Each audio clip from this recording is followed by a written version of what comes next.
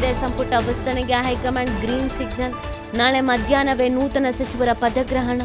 ಲೋಕಭವನದ ಗಾಜಿನ ಮನೆಯಲ್ಲಿ ನಡೆಯುವ ಪದಗ್ರಹಣ. ನೂತನ ಸಂಪುಟದಲ್ಲಿ ಹೊಸ ಮುಖಗಳಿಗೆ ಮನ್ನಣೆ ಸಾಧ್ಯತೆ. ಇಂದು ವರಿಷ್ಠರ ಸಭೆ ಬಳಿಕ ನೂತನ ಸಚಿವರ ಪಟ್ಟಿ ಫೈನಲ್. ಇಂದು ರಾತ್ರಿಯೇ ನೂತನ ಸಚಿವರ ಪಟ್ಟಿ ಬಿಡುಗಡೆ. ಇವತ್ತು ಫೈನಲ್ ಅಂತ ಹೇಳ್ತಾ ಇದ್ದಾರೆ, ನೋಡಬೇಕಾಗತ್ತೆ.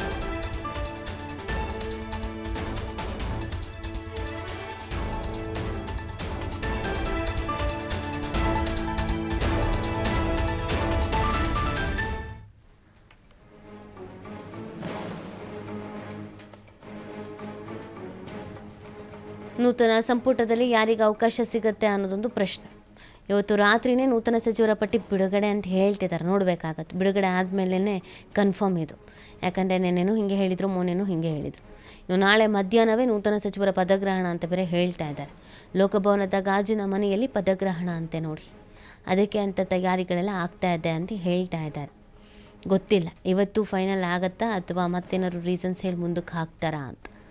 ಡೆವಲಪ್ಮೆಂಟ್ಗಳು ಜಾಸ್ತಿ ಇದೆ ಅಲ್ವಾ, ಸೊ ಆ ಕಾರಣಕ್ಕಾಗಿ ಆ ಕಡೆನೂ ಫೋಕಸ್ ಮಾಡ್ತಾ ಇದ್ದಾರೆ. ಈ ಕಡೆ ಕರ್ನಾಟಕದಲ್ಲಿ ಕಾವೇರಿ, ಬರ, ಆ ಕಡೆ ನೀಟ್ ಪರೀಕ್ಷೆ ವಿಚಾರಕ್ಕೆ ಸಂಬಂಧಪಟ್ಟಂತೆ. ಹಾಗಾಗಿ ಈ ಸಚಿವ ಸಂಪುಟ ಅಂದರೆ ಕಾಂಗ್ರೆಸ್ನ ಆಂತರಿಕ ವಿಚಾರಗಳು ಡಿಲೇ ಆಗ್ತಾ ಇರೋದು.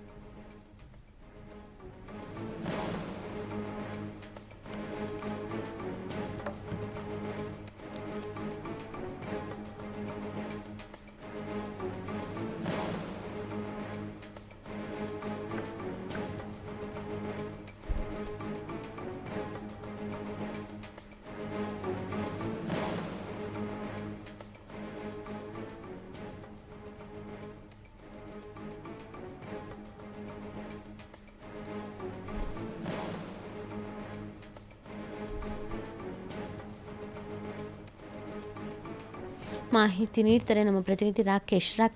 ಈಗ ಸಚಿವ ಸಂಪುಟ ವಿಚಾರಕ್ಕೆ ಸಂಬಂಧಪಟ್ಟಂತೆ ಇವತ್ತು ಫೈನಲ್ ಅಂತ ಇದು ಮುಂದಕ್ಕೆ ಹೋಗ್ತಾನೆ ಇದೆ. ಸದ್ಯ ಸಿಚುವೇಶನ್ಸ್ ಏನಿದೆ ರಾಕೇಶ್? ರಾಜ್ಯ ಸಚಿವ ಸಂಪುಟ ವಿಸ್ತರಣೆ ವಿಚಾರಕ್ಕೆ ನಾಳೆ ಅಂತಿಮ ತೆರೆ ಬೀಳುವಂತ ಸಾಧ್ಯತೆ ಇದೆ. ಈಗಾಗಲೇ ಕಾಂಗ್ರೆಸ್ಸಿನ ವರಿಷ್ಠ ನಾಯಕರು ಲೋಕಸಭಾ ಕಾಕಲಾಪಗಳಲ್ಲಿ ಬ್ಯುಸಿಯಾಗಿರೋದ್ರಿಂದಾಗಿ ರಾಜ್ಯ ನಾಯಕರ ಭೇಟಿಗೆ ಸಮಯಾವಕಾಶ ಸಿಕ್ಕಿರಲಿಲ್ಲ.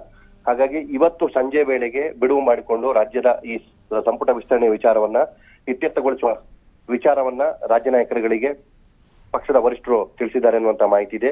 ಈ ಹಿನ್ನೆಲೆಯಲ್ಲಿ ಇವತ್ತು ಸಂಜೆ ಅಥವಾ ರಾತ್ರಿ ವೇಳೆಗೆ ಸಚಿವ ಸಂಪುಟದ ಆಕಾಂಕ್ಷಿಗಳಿಗೆ ಸುದ್ದಿ ಸುಡುವಂತ ಸಾಧ್ಯತೆ ಇದ್ದು, ನಾಳೆ ಮಧ್ಯಾಹ್ನದ ಬಳಿಕ ಪ್ರಮಾಣ ವಚನ ಕಾರ್ಯಕ್ರಮಕ್ಕೂ ಕೂಡ ಸಮಯ ನಿಗದಿಯಾಗಿದೆ ಅನ್ನುವಂತ ಮಾಹಿತಿ ಸಿಕ್ಕಿದೆ.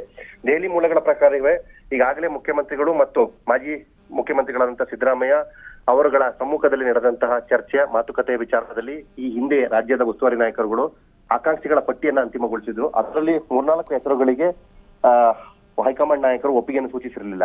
ಆ ಸಂಬಂಧಪಟ್ಟಾಗಿ ಇಬ್ಬರು ನಾಯಕರುಗಳು ಕೂಡ ತಮ್ಮವರ ಪರ ಇರುವಂತಹ ವಿಚಾರಗಳು ಮತ್ತು ಅವರನ್ನ ಸಂಪುಟಕ್ಕೆ ಯಾಕೆ ಸೇರಿಸಿಕೊಳ್ಬೇಕು ಅನ್ನೋದರ ಬಗ್ಗೆಯೂ ಕೂಡ ಮಾಹಿತಿಯನ್ನ ಕೊಟ್ಟು ಅವ್ರ ಜೊತೆ ಚರ್ಚೆಯನ್ನ ಮಾಡಿ ಅವರ ಇರುವಿಕೆಗೆ ಬಲ ತುಂಬುವಂತ ಪ್ರಯತ್ನವನ್ನ ಮಾಡಿದ್ರು. ಈ ಹಿನ್ನೆಲೆಯಲ್ಲಿ ಅದರ ಬಗ್ಗೆ ಮಾಹಿತಿಯನ್ನ ಪಡೆದುಕೊಂಡಿರುವಂತಹ ಹೈಕಮಾಂಡ್ ನಾಯಕರುಗಳು ಸಂಜೆ ವೇಳೆಗೆ ಸಭೆಯನ್ನ ಮಾಡಿ ಅಲ್ಲಿರುವಂತಹ ಹೆಸರುಗಳಿಗೆ ಅಂತಿಮ ಸೂಚನೆಯನ್ನ ಕೊಟ್ಟು ಒಟ್ಟಾರೆ 20ಕ್ಕೂ ಹೆಚ್ಚು ಜನ ಶಾಸಕರುಗಳಿಗೆ ಸಚಿವರಾಗುವಂತ ಅವಕಾಶವನ್ನು ಕಲ್ಪಿಸುವಂತ ಸಾಧ್ಯತೆಗಳು ಹೆಚ್ಚಾಗಿದೆ ಅನ್ನುವಂಥದ್ದು ಈಗ ಸಿಕ್ಕಿರುವಂತ ಮಾಹಿತಿ. ನೀತಿ. ಓಕೆ, ಥ್ಯಾಂಕ್ ಯು ರಾಕೇಶ್ ತಮ್ಮ ಡೀಟೇಲ್ಸ್ಗೆ.